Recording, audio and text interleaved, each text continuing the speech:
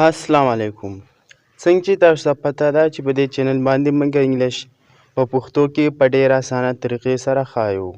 تقریبا یو څو ورځې مخکې موږ یوه ویډیو د رمضان المبارک په باره کې اپلوډ کړې وه او هغه د ډېرو کتونکو خوښه راغلې وه.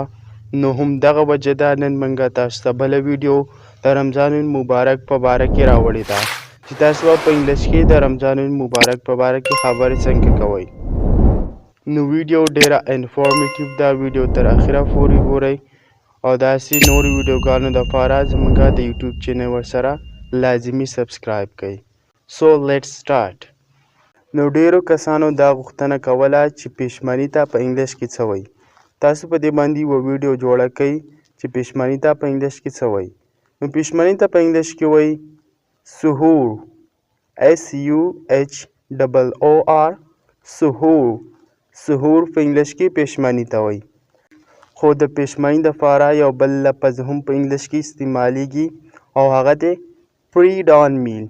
پری ډان میل، پری ډان میل او سحور دواړه پښیماني ته وایي. فار ایگزامپل، wake up for the سحور. wake up for the سحور پښیماني ته پاڅه.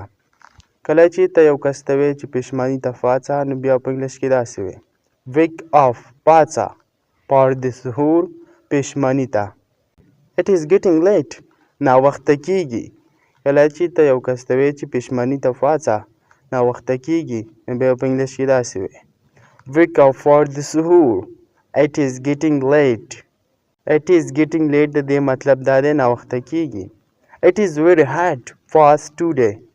it is very hard fast today نن روژه ډیره زیاته سخته ده. کله چې ته په انګلیش کې وایې چې نن روژه ډیره زیاته سخته ده بیا په انګلیش کې داسې وایې it is very hard fast today. FAST fast، fast وایي روژې ته. today نن. it was very hard fast today. it was very hard fast today نن روژه ډیره زیاته سخته وه. باره سنټنس کې تاسو کتلی شئ د دې مطلب دا دی چې نن روژه ډیره زیاته سخته ده او په دې کوزني سنټنس کې نن روژه ډیره زیاته سخته وه.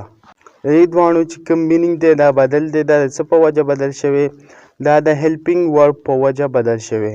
باره ایز استعمال شوی ایز د پریزنټ کنټینیو ټینس طرف ته یعنی پریزنټ ټینس ته اشاره کوي او په دې کوزه کې واز استعمال شوی دی نو واز پاست ټینس طرف ته اشاره کوي. نو دې مطلب دا شو it is very hard fast today نن روژه ډیره زیاته سخته ده. د ایس په ځای باندې تاسو واز استعمال کوئ نو بیا به د دې مطلب دا شي چې نن روژه ډیره زیاته سخته وه. it was very hard fast today. او که ته چېرته وایې چې نه روژه سخته نه وه نن روژه ډیره زیاته اسانه وه نو بیا په انګلیش کې داسې وایې the past is very pleasant today. the past is very pleasant today نن روژه ډیره زیاته اسانه وه. پاست تاسو ته ما مخکې ویل چې پاست وایي روژې ته. pleasant today ډیره اسانه وه. او که چېرته تاسو د ایز په ځای باندې واز ولګوئ نو د دې مطلب به دا شي چې نن روژه ډیره زیاته اسانه وه. فار ایگزامپل، the past was very pleasant today نن روژه ډیره اسانه وه. I did not wake up for the سحور.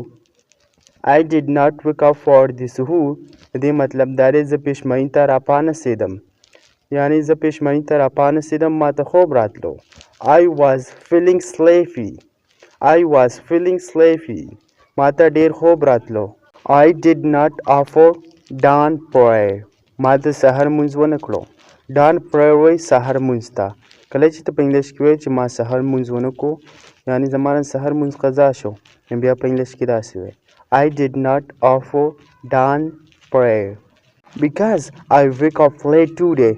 ځکه زه نن ناوخته راپاڅېدم. کله چې ته وایې زما نه سحر لمونځ قضا شو زه ناوخته راپاڅېدم نو بیا به داسې وایې I wake up late today زه نن ناوخته راپاڅېدم.